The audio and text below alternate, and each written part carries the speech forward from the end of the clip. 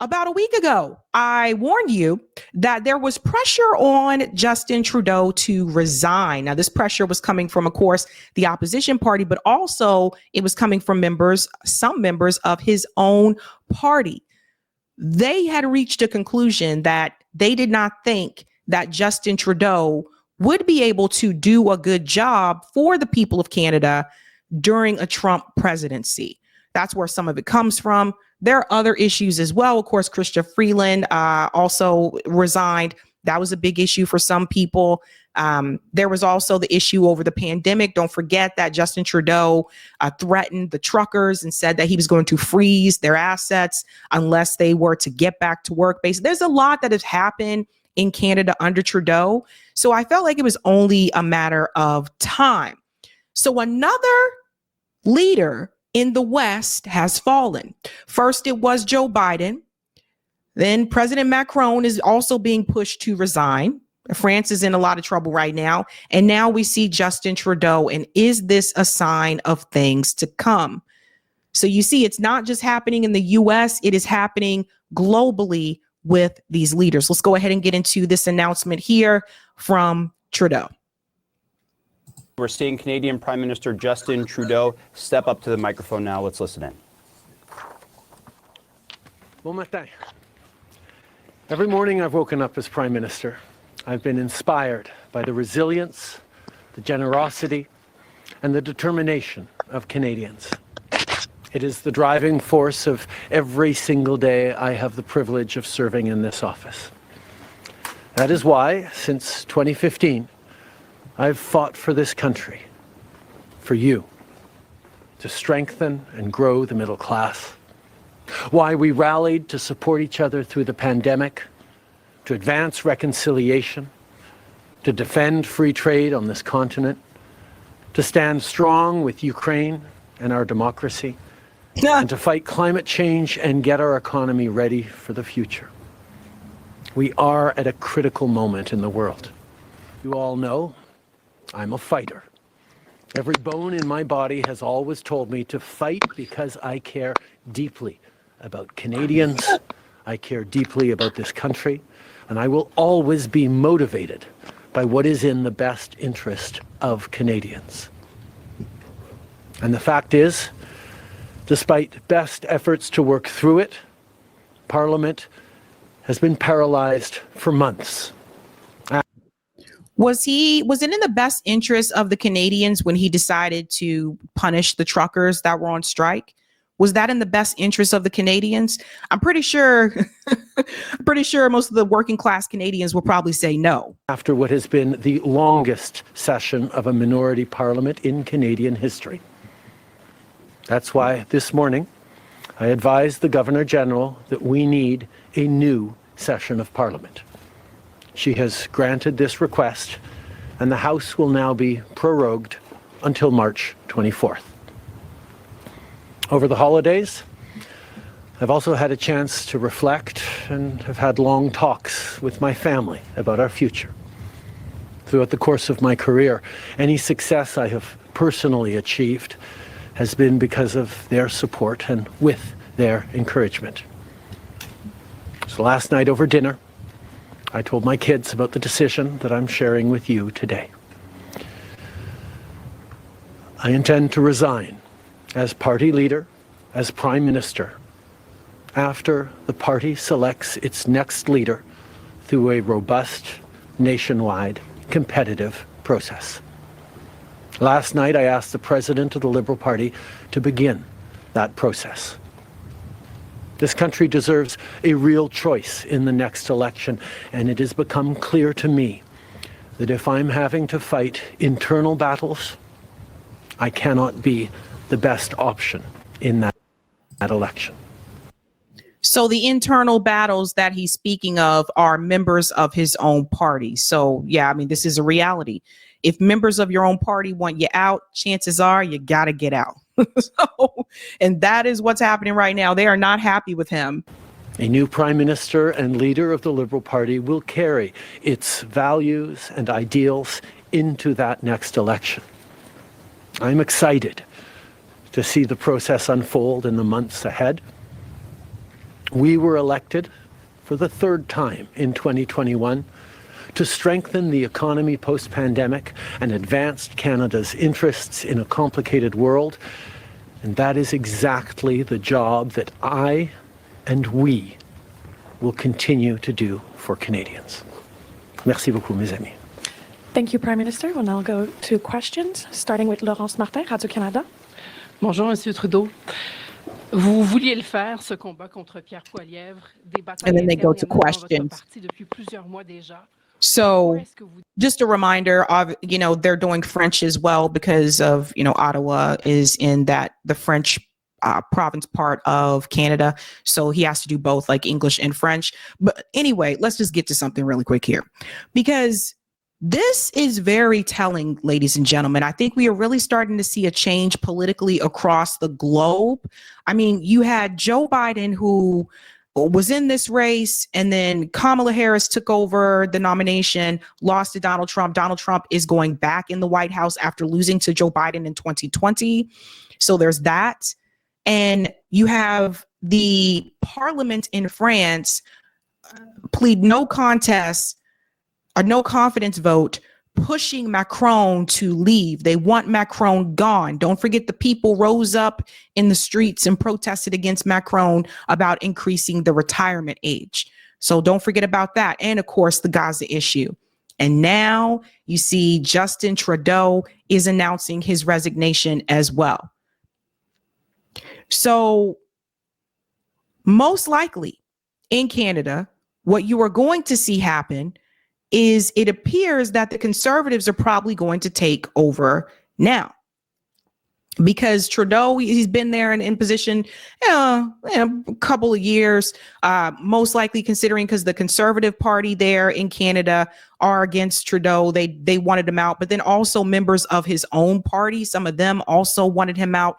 So the next Prime Minister of Canada will probably be someone from the Conservative Party. So just keep that in mind, the shift that we're seeing, not just in the United States, but also in the West when we look at the global strategy here. I just want to move forward a little bit here when he answers that question.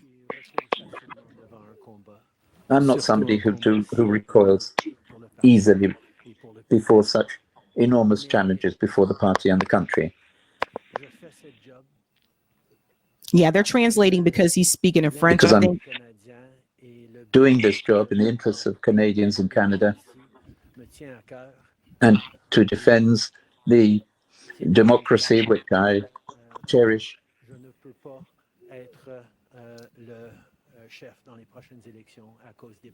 But I realize that I cannot be the leader in the next elections. All right, I want to bring in CNN's Paula Newton in Ottawa. We also have Jeff Zeleny standing by for us in West Palm Beach. Paula, first to you, though. I mean, here you have Justin Trudeau stepping down, resigning as the leader of the Liberal Party in Canada. He's been at the helm there for 11 years. Is this a case of Trudeau jumping before he's pushed? Absolutely, 100%. And he basically said so in the last few moments there that we heard from him. He said, look, I can't possibly fight what will be an incredibly difficult election campaign for a government that's almost a decade old if I have to continually fight these internal battles. Now, look, there have been a long list of scandals as well as some achievements that he outlined there. But again, so many members of his own government coming to him and saying, we don't believe that you can beat Conservative Party leader Pierre Poilievre in the next election, an election that has to be held by the end of the year. And Pam, as I've been saying all morning, stop me when this sounds familiar. This really leaves his party in a tough squeeze. The polls already indicate that they are more than 20 percentage points behind, and now they're going to have this succession battle, and it will be rough with a lot of different people putting their hat in the ring. In the meantime, you have President-elect Trump coming into office, I don't have to remind you, in 2 weeks, threatening 25% tariffs on all Canadian goods imported into the United States. It is a tall order by any stretch. He will stay to be a so-called caretaker prime minister, but also Parliament will not be sitting. And that'll be interesting because it means that no government business can basically get done. It's really just governing on an emergency basis, if you will. Again, a lot of moving parts here. I will add to all of this. Canada just assumed the G7 presidency at the beginning of 2025. G7 meeting supposed to happen in Alberta, Canada in June. A lot on the plate here. And the Prime Minister really putting a personal touch on this, saying that, look, I had a discussion with my 3 children at dinner last night, and that's when I made the decision, something we all know he did not want to do. Yeah. So does this remind you of anything, you guys? Like, remember when Democrat leadership came to Joe Biden and told him, look, the numbers are showing that you can't win. You can't beat Donald Trump. Doesn't this sound familiar? This is what happened also to Justin Trudeau. They're telling him, like, yeah, it's not looking good for you, bruh. You're not going to be able to beat Pierre. So we're seeing similarities here. Some people may say maybe it was because of Israel. Maybe it was because Justin Trudeau, or one of the reasons that he did come out late, but he did come out later and said that, okay, I think we need to stop sending the arms to Israel. Maybe, I don't know. I mean, people were upset with Justin Trudeau. And by people, I mean, I'm talking about the workers. Workers were upset with Justin Trudeau during the trucker strike. I mean, they've been upset with him over different issues. Of course, they were upset over Gaza as well. But we are seeing similarities here where 2 leaders, was Biden, and then, of course, it went to Kamala Harris, but still, she was a part of the Biden-Harris administration. And now you're seeing Justin Trudeau, similar thing, where there is a big shift that has happened, and members of their parties did not think that they did their job well. So that brings up the Donald Trump question, because one of the things that they were saying about Justin Trudeau is that they did not believe that he would be able to fight back against Donald Trump. Now, Donald Trump is saying that he plans to implement 25% tariffs on Canada if they do not fix the border situation. And they don't believe that Justin Trudeau would be able to answer that call. Let's get into this part here. And someone was asking me about Canada being the 51st state. No, I do not. It wouldn't benefit. I don't think it would benefit Canada if they became the 51st state, because that's really going to change a lot of things in Canada. Don't forget, in Canada, they do have universal health care. We don't. So I know sometimes Canadians may say, well, you guys have better doctors, or our health system isn't as great as you think it is. I know sometimes they may say that, but when they have to pay these healthcare premiums that we have to pay in this country, I don't think they would be too happy about that. I got to tell you. So let's go into this part here from News Nation about the tariffs and like what Justin Trudeau's resignation means for the U.S.-Canada relations. Listen to this. Trudeau has been facing growing pressure from his own party, including from some who reportedly believe he is not equipped to handle Donald Trump. And just days after the president-elect announced plans to impose 25% tariffs on all products from Canada, Trudeau visited Trump at Mar-a-Lago. The president-elect, meantime, is pushing for his upcoming sentencing in his hush money case to be dismissed. Let's get out to News Nation's Robert Sherman live for us outside of Mar-a-Lago there in Florida. Robert, let's start with Canada's Prime Minister. He made that announcement about an hour ago.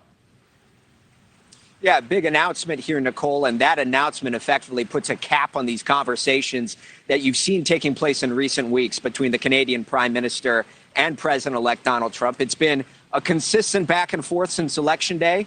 You've heard the jabs where the president-elect has said that he'd be prepared to make Canada the 51st state.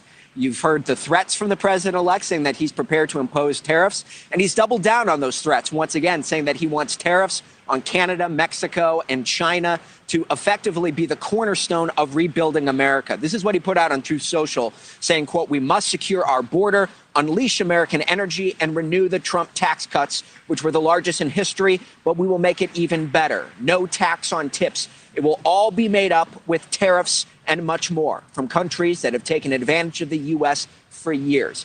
He clarified some of those comments during an interview this morning. Here's what he said. We have a situation with Canada that's very interesting. People at first smiled when I mentioned the concept. We lose $200 billion a year. So we don't need their cars. We can make the cars here. We have everything. We have all of the gas and oil and everything that you need in terms of energy. We have more than they do. We have everything. We don't need anything from government. Yeah, so I'm not down with making Canada the 51st state. I don't think they're down with that either. I did see a statement from Justin Trudeau on Twitter earlier, and he was saying that no, like, no. So who is going to replace him? Let's get into this part of the conversation because he's not leaving right away. Who will replace Justin Trudeau? And this is the big question I think a lot of people have. And it talks here. It says Trudeau said Monday his plans to stay on as prime minister until a new party leader is chosen. So this could be a couple of months from now. He could not recover after the finance minister, Chrystia Freeland, who she decided to leave. And this part here, what is next for Canada? A new Canadian leader is unlikely to be named before Trump is inaugurated on January the 20th. So as it stands right now, I mean, we're looking at he's still going to be there for a couple of months. When will there be a new prime minister? The Liberals need to elect a new leader before Parliament resumes March 24th because all three opposition parties say they will bring down the Liberal government in a no confidence vote at the first opportunity, which could trigger an election. The new leader might not be prime minister for long. So we're looking at someone that's in like a, interim position. Maybe they're just like the interim prime minister. A spring election would very likely favor the opposing Conservative Party. And that's what they're looking at right now, folks, in Canada. Now, the part about making Canada a 51st state, there has been a response from Canada. I thought you guys get a kick out of this. Check this out. They actually have a different suggestion. Instead of them joining us, they're asking, how about some of you join Canada? Listen. Hey, Donald, have we got a deal for you? You think we want to be the 51st state? Nah, but maybe California would like to be the 11th province. How about it? California? Oregon, Washington, you've got geography in common with us. And not only that, we've already got a carbon trading system between California and Quebec. We've got some strong alliances on our west coast from British Columbia. There's been a lot of academic papers on the idea of Cascadia. So California, Governor Newsom, and Washington State, Jay Inslee, and newly elected Governor of Oregon, Tina Kotek. How about it? Want to put a referendum to your citizens? Because this is what you deal. Have we got a deal for you? This is what you get. Free health care. Universal free health care. No more one-year-olds who suddenly fall off the Medicaid list and their parents are in the news because they're trying to do a GoFundMe so they can get their daughter to a doctor. Universal free health care. And guess what? Those gun laws that your Congress is too afraid to pass because of the national gun lobby, we already got our strict gun laws. Oh my God. I don't know. You may not have to twist too many arms for the healthcare. She said, how about we get Oregon and California and Washington State? And hey, Canada, can I remind you, there are other states on your border too. It's not just the states on the West Coast. But she said, hey, you guys want to join us? You get free healthcare. Oh my gosh. But yes, so Justin Trudeau has decided to announce that he will be resigning, and looks like Conservatives are set to take over in Canada. Things have changed. Things have definitely changed. Let's go to some of the comments here, ladies and gentlemen. VH Sandwich says, and he's another leader who has had to step down, who's a homie of Zelensky. The curse is real. That's a good point. Ravina, I don't know one First Nation person that has anything good to say about him, and they mostly go off about him. Yeah. Shout out to Joey Peltier, who's been a member for 18 months. To Justin Trudeau, by colonizer, signed People of the First Nation. Hashtag land back, hashtag honor the treaties. JB says the liberal part of neoliberalism has been rejected in the West. This is a big shift indeed. That's what's happening. Ashura says, yep, Sabby Sabs Trudeau and all of Parliament are going to be on vacation till March and April until they find a new leader and get paid. Smoo says, no thanks. I'm happy for my universal health care. Sula says Canada should dump the dollar and join BRICS. Ooh, that'll really piss off Trump. And thank you, Roger. Hey, New York touches Canada too. We need healthcare also. That's what I'm saying. I'm like, there's all these other states that also touch Canada, not just, the West Coast states. But interesting. People were laughing at that on social media. They were saying, like, don't twist our arm. Don't twist our arm. Hey guys, this was a Sabby clip. If you like what you saw, hit that like button and subscribe.